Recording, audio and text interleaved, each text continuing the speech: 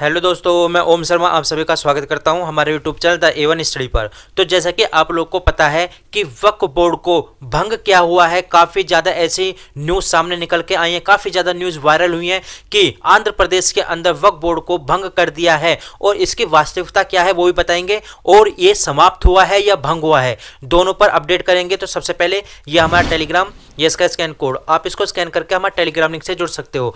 यदि यहाँ से स्कैन नहीं होता तो वीडियो के डिस्क्रिप्शन में सभी लिंक दिए होते हैं, चाहे टेलीग्राम हो, व्हाट्सएप हो या इंस्टाग्राम, आप हमसे कनेक्ट हो सकते हो। तो जैसा कि पता है, कल मीडिया के अंदर काफी ज्यादा इसको वायरल किया गया कि आंध्र प्रदेश की जो गवर्नमेंट है उसने एक ऐसा ऑर्डर इशू कर दिया है कि वक्फ बोर्ड को वहां पर भंग कर दिया है। और मोस्टली इस न्यूज को काफी ज्यादा इतना वायरल कराया गया, काफी ज्यादा न्यूज है उसमें, तो यहां तक की बात बोल दी गई कि वक्फ बोर्ड को वहां पर पूरी तरह से अबोलिश कर दिया गया है, मतलब समाप्त कर दिया गया है। लेकिन इसकी वास्तविकता क्या है वो तो बताएंगे। लेकिन जब इस न्यूज को काफी ज्यादा वायरल किया जा रहा था तो पवन कल्याण की एक वीडियो काफी ज्यादा वायरल की गई, जिसमें यह दावा किया जाता है कि हिंदू मसीहा पवन कल्याण की वजह से वक्फ बोर्ड पर सर्जिकल स्ट्राइक की गई है। और काफी मीडिया चैनल द्वारा इसको चलाया गया और यहां तक यह भी बताया गया कि वक्फ बोर्ड को समाप्त कर दिया गया है, जबकि उसकी वास्तविकता कुछ अलग है, मतलब हकीकत कुछ और है। उस पर तो चर्चा करेंगे, लेकिन आप सबसे पहले यह जानिए कि सेंट्रल गवर्नमेंट के द्वारा एक जेसीबी कमेटी बनाई गई थी वक्फ बोर्ड अमेंडमेंट बिल को लेकर।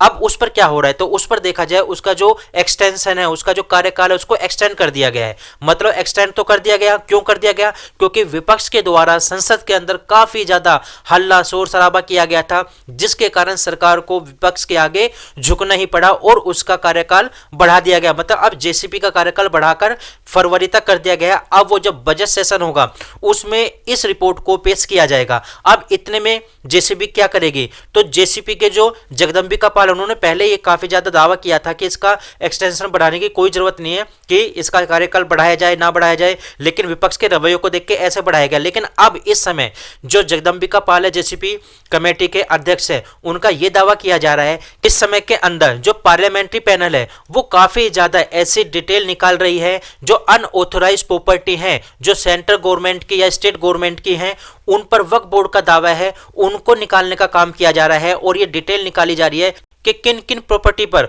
वक्फ बोर्ड ने अपना दावा किया हुआ है। लेकिन जब ये बात चल रही थी सेंट्रल गवर्नमेंट के अंदर, वहीं पर आंध्र प्रदेश के अंदर भी वक्फ बोर्ड को लेकर काफी ज्यादा हंगामा हुआ, जिसमें यह बताया गया कि आंध्र प्रदेश की जो सरकार है चंद्रबाबू नायडू, उनके द्वारा वहां पर बड़ा एक डिसीजन लिया हुआ है। लेकिन वास्तविकता क्या है, यदि आप इस लेटर को देखो तो आप ये लेटर देख सकते हो, ये हाई कोर्ट का लेटर है आंध्र प्रदेश के अंदर, जिसमें यहां पर पूरी डिटेल देख सकते हो। GO47, ये GO47 क्या है इस पर भी बात करेंगे, क्योंकि मेन जो प्रॉब्लम क्रिएट हुई थी GO47 को लेकर ही हुई थी। ये यहां पर सारी डिटेल देख सकते हो, ये ऑर्डर की कॉपी है। तो मतलब आप कह सकते हो जो आंध्र प्रदेश के अंदर वक्फ बोर्ड को इस समय डिसॉल्व करने का काम किया है वो किसके कहने पर हो रहा है, वो हाई कोर्ट के कहने पर हो रहा है। तो इसमें जो मुख्य प्रॉब्लम थी वो 47 को लेकर थी। अब जिसके स्थान पर, यानी 47 के स्थान पर अब 75 को लाया गया है। यदि बात करें इसकी पूरी डिटेल की, तो पिछली सरकार द्वारा यह दावा किया गया था कि 21 अक्टूबर 2023 को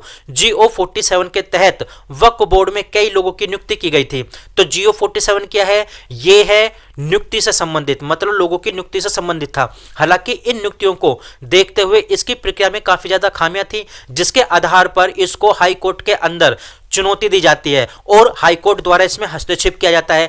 अदालत के आदेश के जवाब में और पहले की कानूनी जटिलताओं के कारण प्रशासनिक खामियों को दूर करने के लिए गठबंधन सरकार ने अब GO47 को रद्द कर दिया है और उसके स्थान पर GO75 जारी कर दिया है। तो GO47 किससे संबंधित था, उस समय वक्फ बोर्ड के अंदर लोगों को नियुक्त करने से संबंधित था, मतलब उनकी नियुक्ति से संबंधित था, जिसका भी स्थान पर 75 आ गया है। नए आदेश में वक्फ बोर्ड के पुनर्गठन के लिए एक कानूनी ढांचा प्रदान किया जाएगा, मतलब एक तरह से देखा जाए वक्फ बोर्ड का पुनर्गठन किया जाएगा। तो आप यहां पर समझ सकते हो कि वक्फ बोर्ड को समाप्त नहीं किया गया है, इसको भंग किया गया है। मतलब आप कह सकते हो वक्फ बोर्ड का वो हिस्सा जो निष्क्रिय पड़ा हुआ था उसको हटा दिया गया है, उसके स्थान पर GO75 लाया गया है, जिसके आधार पर आप कह सकते हो इसका पुनर्गठन किया जाएगा और वक्फ बोर्ड के अंदर ट्रांसपेरेंसी आए, इस पर भी ध्यान केंद्रित किया जाएगा। जो वहां के मंत्री हैं फारूक ने आश्वासन दिया है कि सरकार वक्फ संपत्तियों के कल्याण के लिए,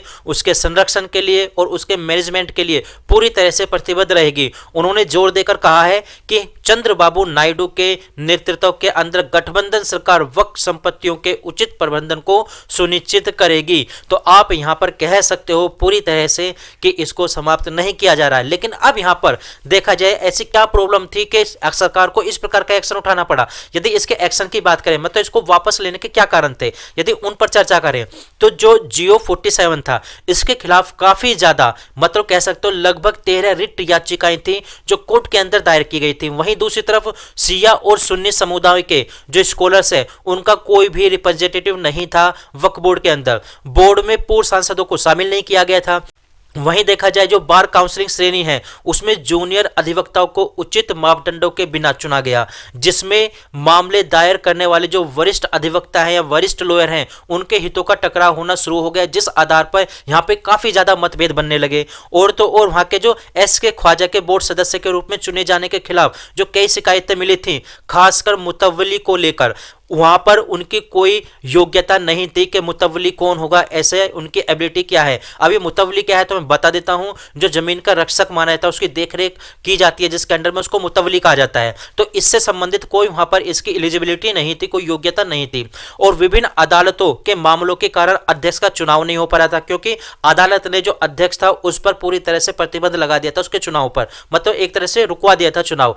वहीं दूसरी तरफ देखे जाए तो मार्च 2023 से ही वक्फ बोर्ड पूरी तरह से निष्क्रिय हुआ पड़ा था, जिसका कामकाज रुका पड़ा था, जिस कारण सरकार को इस प्रकार का एक्शन उठाना पड़ा। और वहां पर 47 के स्थान पर 75 मतलब जियो 75 लाया गया। तो अब जियो 75 के तहत इसका पुनर्गठन किया जाएगा, इसमें ट्रांसपेरेंसी नियम दिए जाएंगे। मतलब आप कह सकते हो अभी योगी सरकार ने भी इस प्रकार का नियम लाया था अपने स्टेट के अंदर, वही काम पूरी तरह से देखा जाए तो आंध्र प्रदेश गवर्नमेंट द्वारा किया जा रहा है। तो आप यहां पर समझ सकते हो कि अभी वक्फ बोर्ड को आंध्र प्रदेश के अंदर डिसोल्व किया गया है, उसको फिनिश नहीं किया गया है। मतलब कह सकते हो जियो 47 ये वो हिस्सा है जिसको पूरी तरह से निष्क्रिय घोषित कर दिया गया है। अब उसके स्थान पर जियो 75 लाया गया है। तो आप यहां पर कह सकते हो कि वक्फ बोर्ड समाप्त नहीं हुआ है। ये जो काफी ज्यादा न्यूज चैनल इनके द्वारा बताया जा रहा है इसको समाप्त कर दिया गया है, तो वास्तविकता यह नहीं है, इसको कैंसिल नहीं किया गया। कैंसिल केवल और केवल उस हिस्से को किया गया है जिसके कारण प्रॉब्लम क्रिएट हुई थी, और वो है जियो 47। तो फिलहाल हमारे पास से अपडेट थी। आप लोग कैसे लगी जरूर बताना, लाइक सब्सक्राइब करना बिल्कुल मत भूलना। Thank you.